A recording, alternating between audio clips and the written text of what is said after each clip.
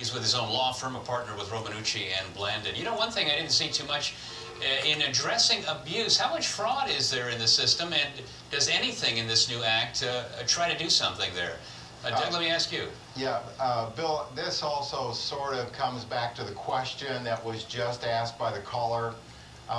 In fact, government employers seem to be carrying an awfully large, heavy burden on the workers' compensation claims in our state.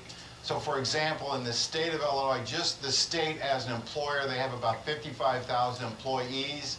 I believe the number is that the state is paying out every year in the neighborhood of $135 million in workers' compensation claims. I've also been, and I don't want to be held accurate on these numbers, but I'm laying it out. We can verify it later. But I'm also under the impression that there's nearly 25,000 workers' comp claims by state employees alone.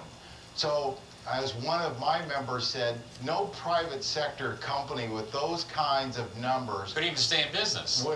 not only would they not stay in business, they would not tolerate those kinds of claims. If there was all of a sudden, such as happened down at Menard, 350 claims filed by employees, there would be safety meetings the following week, and they would go after that in a very aggressive manner. It's been suggested to me that the state has been willing to allow these things to go along because, unlike the private sector, it's the taxpayers that's paying for these claims, so they're not nearly as aggressive about trying to do something about safety, and this is all about safety in the workplace, as private sector employers would do.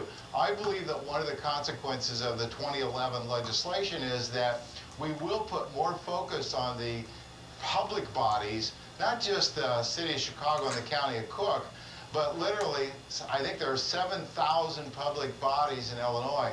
Those workers' compensation costs that are paid for by taxpayers, me and you, and so we should have a more aggressive employer perspective from the public side so that they operate workers' compensation cases much more closely aligned to the way the private sector works their workers' compensation claims so that we can hold down those costs. Right. Mr. Romanucci, do you think that this is the beginning of maybe not a tidal wave, but is the country moving in a direction right now with so many government budgets and company bottom lines so thin that there will be more legislation and more focus being put on this kind of law that other states will be implementing as well, that you might say is not necessarily going to be good news for workers?